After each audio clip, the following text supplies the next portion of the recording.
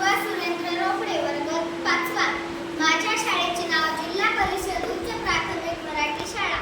गावचा बंडू खूप कष्टाळू व निर्मळ आणि शांत होता.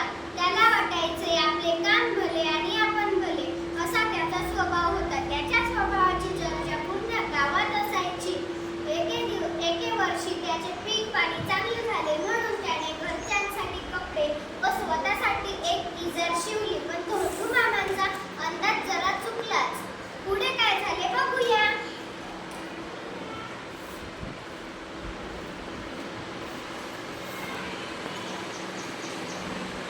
अरे इजात चार बोट लांब झाली. अगं इजा जरा चार बोट कापून साडी घालतीस का? मला नाही रे, मला मुलीच्या शाळेत जायचं आहे, जेवण बनायचं.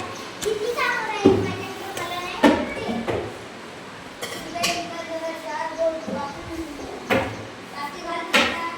आणि माहिती द्यायला मला केवढा अभ्यास पडलाय. मला कॉलेजची वेळ होईल, तू आईला सांगेन. आई इजा जरा चार बोट कापून साडी घालतीस का?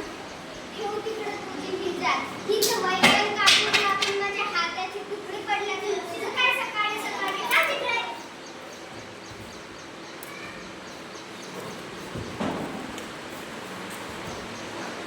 बंडू नाराज होऊन शेताकडे निघाला.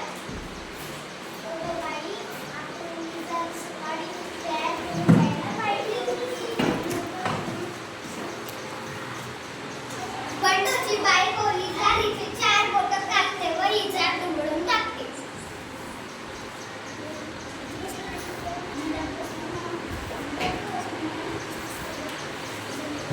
आपला भाऊ किती काम करतो, कष्ट करून मला कॉलेजला पाठवतो. आपण दादाचं काही काम करू नये. बंडूची बहीण सुद्धा इजा हिचे चार बोटं कापते व इजा दुमडून टाकते. उगाच खेकासले काका पोरावर एवढा राग प्राप्त पोरगात आणि मी त्याचं एवढंहीच काम करू नये म्हणजे काय. चारच तर होतं कापायचे. इजाने कापून टाक.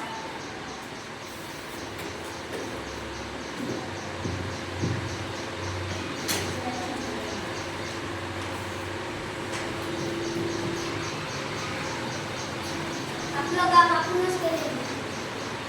बंडू सुद्धा इजा हिचे चार बोटं कापतो व इजा